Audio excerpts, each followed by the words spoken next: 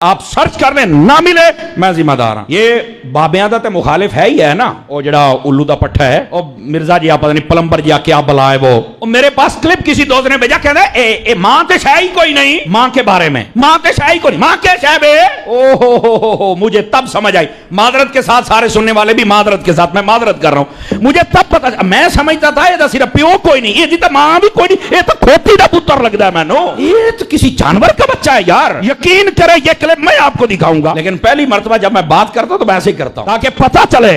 میں سمجھتا سی یہ پیو کو نہیں, تاں ہی ساڈے بابیاں دا مخالف ہوتا تو کوئی نہیں, ساڈے نو بھی پائے گے, لیکن وہ تو بعد میں پتا جی ماں کے شاہب ہے, ماں تے شاہی کوئی نہیں, ایسا بھونک رہا ہے کمال والی. وہ تیری ماں واقعی تو ہے ہی کھوتی دا بندے دا پتر ہوندا نا, تیری ماں ہی تینوں پوچھ لیندی, پہلے بزرگاں دا مخالف بنیا, ہن تو مینوں پے گیا.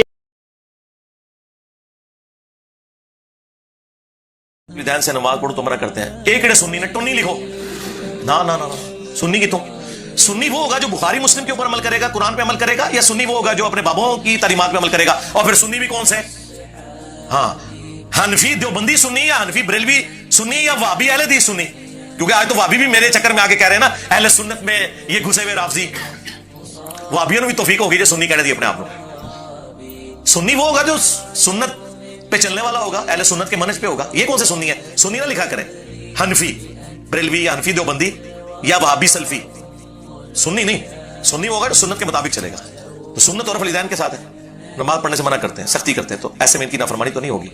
اور مجھے کیا کرنا ہے, ان کی نافرمانی کیا ہوگی, نافرمانی تو اللہ کی ہوگی اگر آپ رفع الدین چھوڑیں گے. بخاری مسلم میں حدیث ہے, مولا علیہ السلام کہتے ہیں نبی علیہ السلام نے انصار مدینہ میں سے ایک شخص کو ایک لشکر کا امیر بنا کے بھیجا.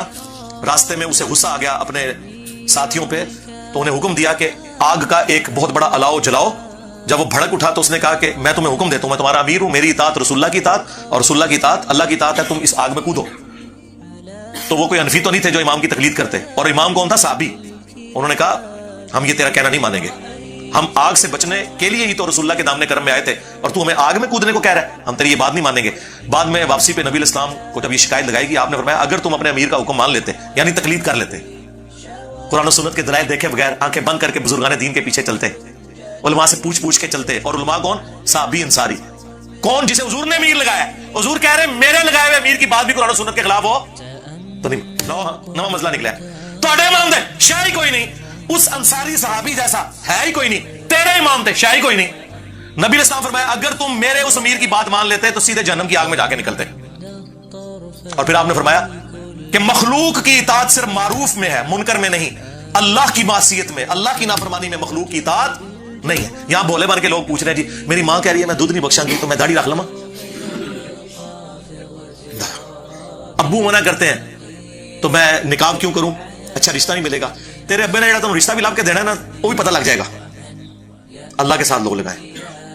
دوسری طرف تو بچپن سے آپ کو حدیث رٹائی جاتی ہے بخاری مسلم کی کہ تم میں سے کوئی شخص مؤمن ہی نہیں ہو سکتا جب تک کہ میں اسے اس کے ماں باپ اولاد سب لوگوں سے بڑھ کے عزیز نہ ہو جاؤں. اس کے بعد ہمیں کوئی پرچی لکھ کے بیچے کہ میں ابو کی بات مانوں یا رسول اللہ کی بات مانوں صلی اللہ علیہ وآلہ وسلم. میرا خیال ہے یہ 295C ان ابوں کے اوپر کٹنی چاہیے. انہیں کہیں کہ آپ رسول اللہ کے حکم کے خلاف ہمیں چلا رہے ہیں. اصل گستاخ وہ ہے جو آپ کو رسول اللہ کی نافرمانی کا کہے. جی قرآن میں خواہش نفس کی پیروی کو کہا گیا شرک. افرائیتا من اتخذ الہہ ہوا, سورۃ الجاثیہ میں. اور سورہ یاسین میں ہے اہل جہنم کے بارے میں کہ اللہ تعالیٰ سے فرمائے گا کیا میں نے تمہیں حکم نہیں دیا تھا کہ شیطان کی عبادت نہیں کرنی. تو شیطان کی عبادت کون کرتا ہے, ایک چھوٹا سا فرقہ ہے سیٹنزم پہ چل رہا ہے جو پیورلی شیطان کی عبادت کرتا ہے. لیکن اللہ تعالیٰ تمام فاسقین کو کافروں کو کہہ رہے ہیں تم شیطان کی عبادت کرتے تھے. شیطان کا حکم ماننا, اس کی عبادت کرنا ہے. حکم ہی تو اصل میں ماننا ہے. پیغمبر کا بھی جو ہم حکم مانتے ہیں نا وہ اللہ کے اذن کی وجہ سے مانتے ہیں. من یطع الرسول فقد اطاع اللہ. حکم ایک ہی ہستی کا ہے جو قرآن میں ہے کہ حکم نہیں ہے سوائے اللہ کے. پیغمبر تو اس کا ریپرزینٹیٹو ہوتا ہے. پیغمبر شریعت ساز نہیں ہوتا, شارع ہوتا ہے اللہ کے حکم سے شریعت کو بیان کرنے والا. تو یہ ماں باپ جب کہتے ہیں تو انہیں حدیثیں سنایا کریں کہ نبی علیہ السلام نے منع کیا کہ میرے سے آگے کوئی نہیں. تو بلکہ آپ یہ بھی کہنے کی ضرورت نہیں, اب آپ یہ کہا کریں کہ میرے نبی سا ہے ہی کوئی نہیں. ابا جی تسی تے شاہی کوئی نہیں. ہاں میرے نبی سا ہے ہی کوئی نہیں. ماں جی تسی تے شاہی کوئی نہیں. ٹھیک ہے, آپ یہ اور دیکھ لیں سرکار, یہ نبیوں کا طریقہ ہے یہ بات کرنا.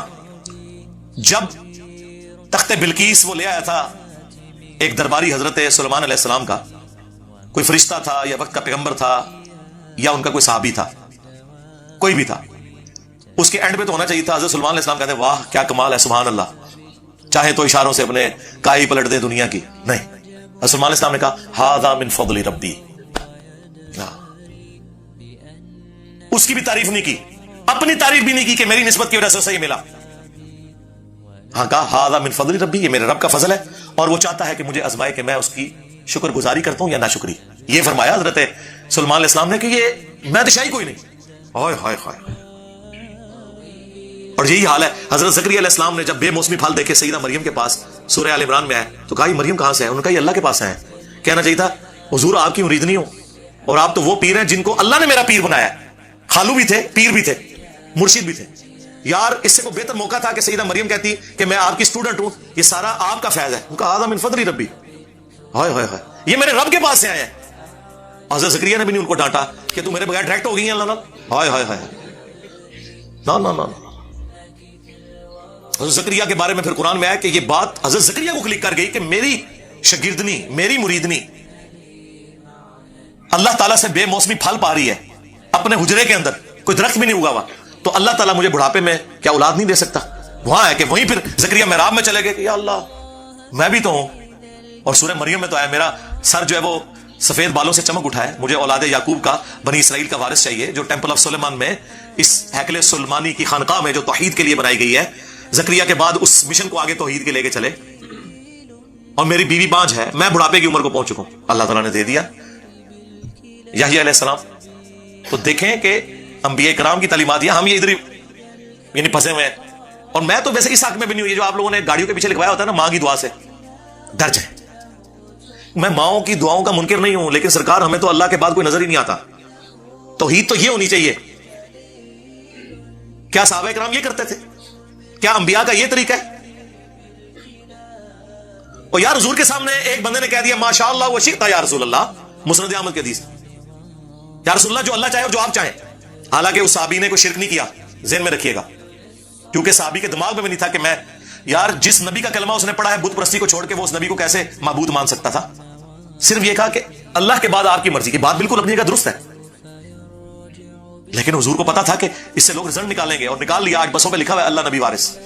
حضور نے فرمایا اجعلتنی للہ ندا، تو نے مجھے اللہ کے مقابلے پہ کھڑا کر دیا. بلکہ قل ما شاء اللہ وحدہ، کیا جو اکیلا اللہ چاہے. اللہ اکبر. اس نے نہیں کہا یا رسول اللہ میں آپ کو جو ہے وہ اللہ کی عطا سے، آپ کا علم محدود مانتے ہوئے، اللہ کا غیر محدود مانتے ہوئے، اللہ کو مستقل بذات مانتے ہوئے، آپ کو غیر مستقل بذات مانتے ہوئے، آپ کا عطائی مانتے ہوئے، اللہ کا ذاتی مانتے ہوئے یہ عقیدہ رکھے ہوں. نہ اس ٹائم میں کہانیاں نہیں سنونیاں. تو نبی علیہ السلام نے ہمیں کیا تعلیم دی ہے کہ گاڈ اورینٹڈ. کوئی ضرورت نہیں گاڑی پہ لکھوانے کی ماں کی دعا سے. اور ایت بالکل ہی رہنے دو، بری بری سرکار بری، کھوٹی قسمت کر دے ہری، ہاں یا بھاول حق بیڑا تک، یا معین الدین چشتی پال لگا دے کشتی. اے شاہی کوئی نہیں. میں تو کہتا ہوں یہ بھی نہ لکھوائیں گاڑی کے پیچھے کہ ماں کی دعا سے. آپ نے لکھوانا ہے تو لکھوائیں ھذا من فضل ربی.